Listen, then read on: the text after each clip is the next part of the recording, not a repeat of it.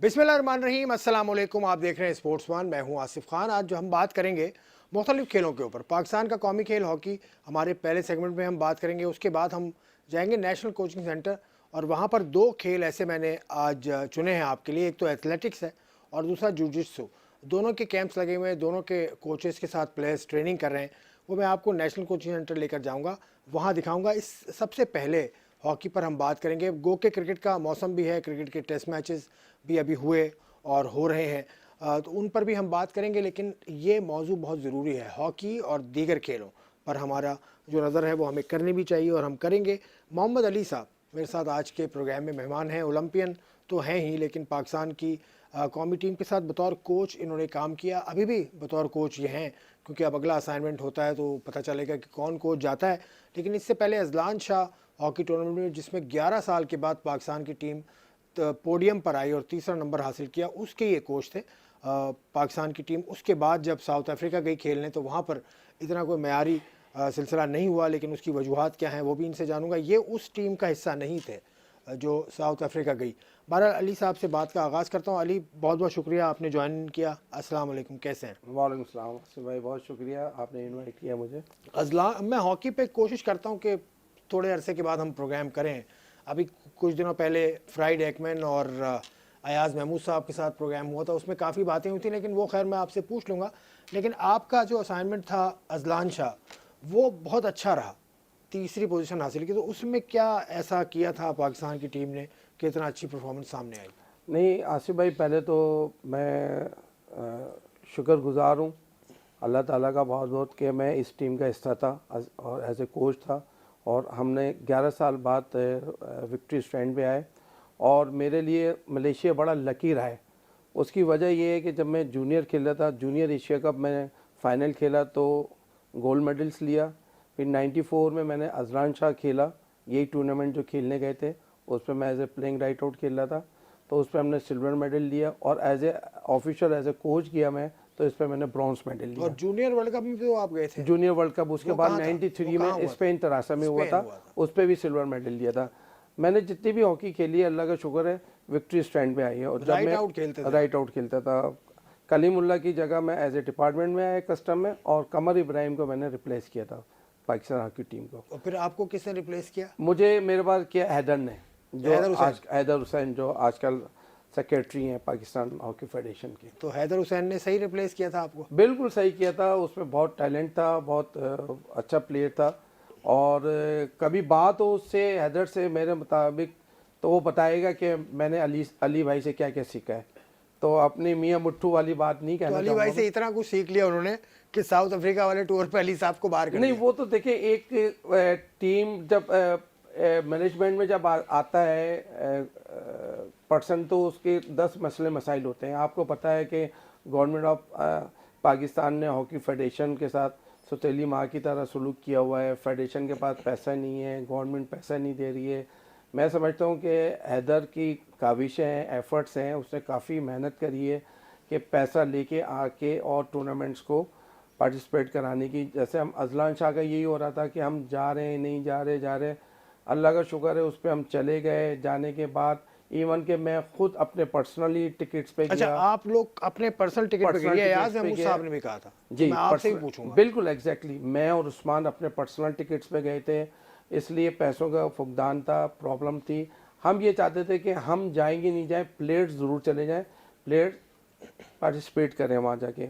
Azlan Shah का खेलने का वजह यही थी कि अगर हम वहाँ पे अच्छी परफॉर्मेंस देते हैं तो 8 nation hockey tournament south Africa में था। साउथ अफ्रीका में बैड लग रही कि हमारे पास को टाइम नहीं था कि जैसे प्लेयर आए, हम 12-13 तारीख को वापसी आए, और 15-16 से हमारा कैंप लगा, और 23-24 को हमें जाना था, और 28 से टूर्नामेंट शुरू होना था। उस पर भी यही प्रॉब्लम हो रही थी कि टीम आ रही है, टीम जाएगी नहीं जाएगी। लेकिन आसिफ भाई, उस पर देखें ना, अब कौम को तो ये नहीं पता इन चीज़ों का कि यार टीम परफॉर्मेंस 8 टीमें तो 7वें नंबर पे आ गई, 10 टीमें तो 9वें नंबर पे आ गई है। लेकिन आप देखें ना, प्लेयर को जहनी तौर पे ना, मतलब एक माइंड बना होता है ना कि मैंने ये टूर्नामेंट्स के लिए जाना है और इस टूर्नामेंट को मैंने विन द टूर्नामेंट करना है। अब हम ऑफिशियल थे, 1.25 महीने हमने कैंप लगाया। अजलान शाह के लिए। कराची में लगा था। कराची में हम लड़कों को यही मोटिवेट करते रहे। फिर हमारी ट्रेनिंग फिजिकल होती रही अच्छी। फिर हम लड़कों को हमने बोला कि बेटा आप विक्ट्री स्टैंड पे तो कभी आके तो सोचो कि विक्ट्री स्टैंड पे आने के बाद आपका रवैया कैसा चेंज होता है, आपकी मिचुअल जो आपकी जो चाल है, आपका जो एटीट्यूड्स है, वो पूरा चेंज हो जाएगा। उसकी जीत का मज़ा ही कुछ और है। फिर हमने मेहनत भी काफ़ी करी एक थी। महीने का तकरीबन कैंप आपने लगाया था, आपके साथ इमरान भट्ट भी था, अयाज महमूद भी थे। बिल्कुल ऐसे ये सब फ्री थे? बिल्कुल फ्री थे। ये फ्री थे? आप बिल्कुल, एक पैसा इवन एकमन के अलावा सारे फ्री थे। एकमन के अलावा? एकमन को तो 8,500 यूरो मिलते हैं, ये बताया जी अयाज महमूद साहब ने। बिल्कुल तो एग्जैक्टली आप ऐसे लोगों ही। को कोई शिकायत नहीं है फेडरेशन से इस मैं हवाले से? हम तो फेडरेशन से यही हमने रिक्वेस्ट करी है कि एक सिस्टम में लेके आए, चाहे वो आप एशिया का लेके आए या गोरा लेके आए। अब देखिए हमारे पास माशाल्लाह मास्टर कोचेस में कमर इब्राहिम है, ताहिर जमान है, हनीफ खान है, इतने बड़े बड़े नाम आसिफ हैं। बाजवा भी शायद आसिफ बाजवा ने भी कोशिश किए हुए। कहने का मकसद ये कि आप 950 यूरो दे रहे हो, 8,500 साढ़े- ये कहा 8,500 अयाज महमूद साहब ने। 10,000 इक्वल टू डॉलर्स बनते हैं उसके ना। तो अभी भी उसके पैसों का प्रॉब्लम है, बेचारे को 6-7 महीने से पैसे नहीं मिले। अच्छा, जी, पैसे नहीं मिले? पैसे नहीं अच्छा। मिले। फेडरेशन का मसला है कि फेडरेशन के पास पैसा नहीं है। और दूसरा ये कि मैंने तो फेडरेशन से भी यही रिक्वेस्ट करूँगा कि आप अपने जो पाकिस्तान के कोचेस हैं उनको आप लेके आएँ। ताहिर जमान को आप देख लेंगे, इजिप्ट में इतनी अच्छी परफॉर्मेंस दे रहे हैं। अभी एक उनका वहाँ पे टूर्नामेंट्स था, उसमें क्वालिफाई करना था, उन्होंने साउथ अफ्रीका को बड़े अच्छे मार्जिन से जीता है उन्होंने। तो मैं समझता हूँ कि इतने बड़े बड़े नाम हैं, कोचेस हैं। हमें जो हमारे कोचेस हैं उनको भले आप 5-5 लाख रुपए में रख लें, 4-4 लाख रुपए में रख लें, वही जो फिगर आ रहा है आपके 3-4 कोचेस आपको मिल जाएंगे। देखें हम लोग फ्री ऑफ कास्ट काम कर रहे हैं, गोरा नहीं करेगा फ्री ऑफ कास्ट। इसलिए वो बाहर ममालिक से आ रहा है, यहाँ पे रह रहा है, हर चीज़ आपको सहूलत देनी पड़ेगी उसको। हम लोग तो घर के बंदे हैं ना, हमें नहीं भी मिलेंगे तो फिर भी हम अपने मतलब आप नेशनल टीम के लिए फेडरेशन के काम फायदे करेंगे। की बात ही कर रहे हैं ना, फेडरेशन के फायदे के लिए बात कि कर रहे हैं। आप आ जाएं और दूसरे लोग आ फिर जाएं सर लोकल। आसिफ भाई, आपको पैसा जब बचेगा ना तो ये आपके प्लेयरों में काम आएगा। अब प्लेयरों के लिए पास इंसेंटिव नहीं है। अभी आपको पता है डिपार्टमेंट्स का मतलब है, शहबाज शरीफ साहब ने डिपार्टमेंट ओपन तो करें लेकिन अपॉइंटमेंट्स का लेटर अभी नहीं आ रहा। फिर हमारे पास लीग्स नहीं हो रही। फिर लड़के कहाँ तक रुकेंगे? लड़का जहाँ पाकिस्तान 2-3 टूर्नामेंट खेला, वो मैच्योरनेस हुआ, फिर वो लीग खेलने चले जाता है। तो ये बहुत सी चीज़ें अभी lack करती अजलान हैं। शाह टूर्नामेंट के बाद कुछ लड़के बाहर गए भी हैं जो इस टीम का हिस्सा नहीं थे, सर जो वो साउथ अफ्रीका की थी। कॉमनवेल्थ में एक्चुअली हुआ ये था कि कॉमनवेल्थ में जो लड़के 8 से 9 लड़के थे, जो न्यू कमर हम लड़के लेके गए हैं, एक्सपीरियंस लड़की जो लेके साउथ गए अफ्रीका हैं, में। अगर वो लड़के अगर होते तो हम अजलान शाह का फाइनल भी जीतते और साउथ अफ्रीका में जो टूर्नामेंट हुआ था वो विक्ट्री स्टैंड में भी होते। इसलिए जो अजलान शाह में जो टीमें आई थी उसमें 2-4 प्लेयर हर टीम के कम आए थे। लेकिन मैं समझता हूँ कि ये लड़के होते हैं, इसलिए एकमन ने 4-5 टूर्नामेंट इनके साथ कंटिन्यूसली रहा है। और आपको पता है 6वां-7वां महीना और काफ़ी अरसे से काम कर रहा है, हर प्लेयर की वो साइकी को समझ रहा है। तो मैं ये समझता हूँ कि अगर वो लड़के आ जाते, फेडरेशन थोड़ा उनके ऊपर नरमी कर देती, थोड़ा उनको इंसेंटिव दे देती, तो मैं समझता हूँ कि हमारा जो अजलान शाह का टूर्नामेंट हम जो ब्रॉन्ज मेडल आए वो फाइनल भी जीत सकते थे। और जो साउथ अफ्रीका का जो टूर्नामेंट है जो हम 8वीं से 7वीं में आए, वो भी हम विक्ट्री स्टैंड पे होते हैं। क्योंकि एकमन से जो मेरी बात हुई थी उसने कहा था कि अगर इन लड़कों को वापस लाना होगा तो वो सपोर्ट करेंगे, फेडरेशन से वो सपोर्ट करेंगे कि वो आए। वही बात जो आप भी आसिफ भाई मैं कह रहा हूँ ना कि इसलिए हम तो असिस्टेंट कोच रहे, उसके साथ बहुत क्लोज रहे हैं। जो वो उसके टारगेट होता था उसके ऊपर हम लोग डिस्कशन करते थे। वो यही लैक करता था कि मुझे यार ये प्लेयर चाहिए, मुझे ये प्लेयर चाहिए। अब प्रॉब्लम ये है कि फेडरेशन की एक अपनी होता है सिलसिला, तो उन्होंने बोला कि आपको जो प्लेयर मिलेंगे आपने उसके साथ काम करना है। अब हमें फर्स्ट टाइम वो प्लेयर हमें मिले लड़के, 1 मंथ का कैंप था। अल्लाह का शुक्र है आप लोग ने सपने देखी कि परफॉर्मेंस, हम जीतते हुए मैच हारे जीतते हो, और जो मैच हमने जीतना चाहिए था अगर वो मैच हम जीत भी जाते तो आज हम फाइनल खेल रहे होते अजलान शाह का। क्योंकि वो कैंप की और भी जो बातें मैंने नोट की, वो डाइट बड़ी अच्छी कर दी लड़कों की, बड़ी प्रॉपर डाइट। क्योंकि एक दफ़ा मैंने भी वहाँ पर खाना मुझे चखा, क्योंकि मैं पहुंच गया था लंच के टाइम में, तो मैंने खा लिया, तो बड़ा अच्छा है। तो ये तरफ तो काम कर रही है फेडरेशन। नहीं, खाने पीने में और इनके अनाउंसेस में तो ये तो काम बेहतर हो रहा है, फेडरेशन बहुत अच्छा काम कर रही है। लेकिन प्रॉब्लम ये होता है कि एक टूर्नामेंट के बाद दूसरे टूर्नामेंट के लिए जो हैदर है हमारा सेक्रेटरी है वो भाग रहा है, कभी इसके पास जा रहा है, कभी इसके पास जा रहा है, तो वो चीज़ें नहीं होना चाहिए। तो इस तरह का ज़हनी तौर पे जो अजियत है ना वो खत्म एक तो खत्म होना सिंध चाहिए। गवर्नमेंट आपको पैसे देती है फेडरेशन को, सर वो साल के देती है 10 करोड़ तो रुपए, 10 करोड़ तो रुपए उससे कम ही है साल फेडरेशन चल रही है आई थिंक मेरे ख्याल तो में। कम है 10 करोड़ रुपए साल। सर एक टूर में तो 4 से 5 करोड़ रुपए लग जाते हैं और वो साल के दे रहे हैं। साल के 10 करोड़ का मतलब 80 लाख रुपए या 70 लाख रुपए महीना। वो तो एक कैंप में खत्म हो जाते हैं। तो कैंप हर महीने तो नहीं लग रहा, मैं यही तो कह रहा हूँ लेकिन कि फेडरेशन का खर्चा भी है। फिर फेडरेशन का है, उनके एम्प्लॉई हैं, फिर आपके अखराजात हैं, सब सिंध चीज़ें। गवर्नमेंट से आप फंड बढ़ाने की तो गुजारिश कर देना कम से कम, या पंजाब गवर्नमेंट भी आपको दे, केपी भी दे, बलूचिस्तान भी दे। सारा अगर ये सूबे अगर सारे करने लगे तो फिर तो मसला ही हल हो मतलब जाए। सारे सूबे ही आपको 10-10 करोड़ अगर दे दें तो 40 करोड़ हो गए। आप तो देखें ये तो ना, इतना मुश्किल आप काम नहीं हमारे है। इंडिया को देख लें आप, इंडिया को अरबों रुपए का उनका बजट है स्पोर्ट्स का, हमारा बजट ही नहीं है कोई स्पोर्ट्स का।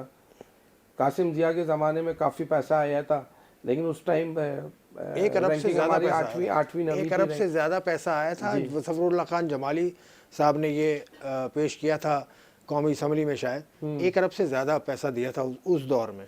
देखिए ना, वहीं पे अगर हम स्टेबल हो जाते, एकेडमीज लॉन्च कर लेते। 18 एकेडमी का ऐलान तो किया था आसिफ बाजवा साहब ने, लेकिन नज़र तो नहीं आता। नहीं, वो तकरीबन काम तो हो रहा था उसमें से कुछ लड़के जो पाकिस्तान में मिले, यूथ ओलंपिक्स में जैसे मैं गया था उस पर कुछ लड़के मिले हमें, फिर सीनियर टीम में वहीं से फिर लड़के सीनियर टीम में आए, पाकिस्तान जूनियर में आए।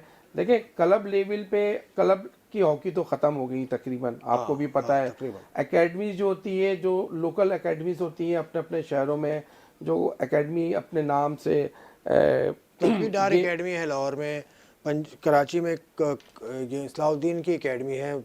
हाँ, आपको तो पता ही है, एकेडमीज तो हैं, लेकिन प्लेयर निकल के नहीं आ रहे हैं ना। प्रॉब्लम एक शाहजेब भी आया कराची से, शाहजेब आया और अब्दुल वहाब एक बच्चा है, वो भी अच्छा है। कराची से कुछ बच्चे आ रहे हैं, कराची से आपको उम्मीद है आगे 5 साल में कोई लड़के आ सके? बिल्कुल, डेफिनेटली। कराची ने जो हॉकी प्लेयर्स पैदा किए हैं उनका नाम बहुत बड़ा है। मैं समझता हूँ कि, लेकिन बात ये है कि देखें हर चीज़ हम प्रोवाइड कर रहे हैं।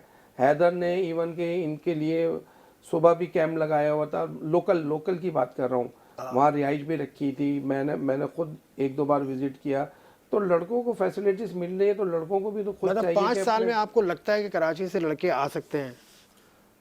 डेफिनेटली आ सकते हैं, लेकिन उनको इंसेंटिव भी मिलना चाहिए, डिपार्टमेंट्स मिलना चाहिए। अगर 5 साल में लड़का अगर 8वीं 9वीं जमात में है, वो पे स्कूलिंग भी कर रहा है, फिर उसको कॉलेज भी जाना है, और वो लड़का खेल की तरफ चला गया और उसको पाकिस्तान कलर भी मिल गया बिलफर्ज है, और उसको डिपार्टमेंट नहीं मिला, नौकरी नहीं मिली, तो आगे वो पढ़ाई से भी गया, वो आगे जाके रास्ता बंद नजर आता है, बंद हो जाता है। क्रिकेट की तरह हॉकी को भी इज्जत देनी चाहिए। बिल्कुल ऐसी होनी चाहिए। क्योंकि आपके साथ के जो क्रिकेटर्स थे जिस ज़माने में आप खेले हैं, उस ज़माने में तो बड़े बड़े खिलाड़ी थे, इंजमाम बकार, इंजमाम भाई थे, वकार था, रमीज़ राजा था। जब हमारा कैंप लगता था लाहौर में शालीमार होटल में 92 में हमारा कैंप लगा हुआ था, तो इनकी टीम वहीं ठहरी हुई थी जो 92 का आप लोग वर्ल्ड कप जीते क्रिकेट में।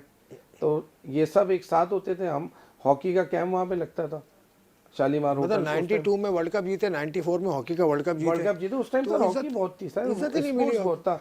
हमने फिर देखे ना, स्नूकर भी जीते हम 94 में, स्क्वॉश के हम चैंपियन थे, स्क्वॉश के चैंपियन थे। फिर हम क्रिकेट, हॉकी 90 का दौर। क्रिकेट से आपको शिकायत है? क्रिकेट से नहीं, क्रिकेट की कवरेज से शिकायत है कि कवरेज बहुत ज़्यादा सर, वो प्रोफेशनल ही होगी ना। क्रिकेट से कवरेज तो एक तो देखें, हमें जो चैनल से हमें एक तो लोकल टूर्नामेंट्स भी जो होते हैं, जो नेशनल चैम्पियनशिप वगैरह होती है, पीटीवी को चाहिए कि उसको लाइव मैचेस दिखलाएं, और जो अदर मैचेस होते हैं तो चैनल्स हमें सपोर्ट नहीं कर रही है।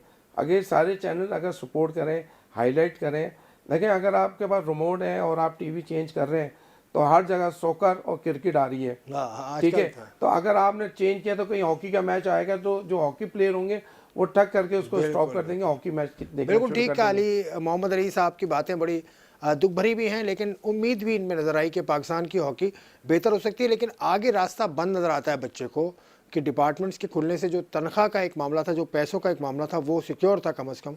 इसकी तरफ जाने सोचना चाहिए। और बाकी इन्होंने एक अपील की कि सिंध की तरह बाकी सूबाई हुकूमतें भी इनकी मदद करें माली, तो उनके मसले बहुत हल हो सकते हैं। सिंध की हुकूमत 10 करोड़ रुपए सालाना देती है, अगर इतनी ही रकम पंजाब भी दे, सूबा सरहद भी दे यानी केपी भी दे और बलूचिस्तान भी दे, तो बहुत सारे मसाइल हल हो सकते हैं। एक ब्रेक लेता हूँ, ब्रेक के बाद I will take you to the national coaching centre.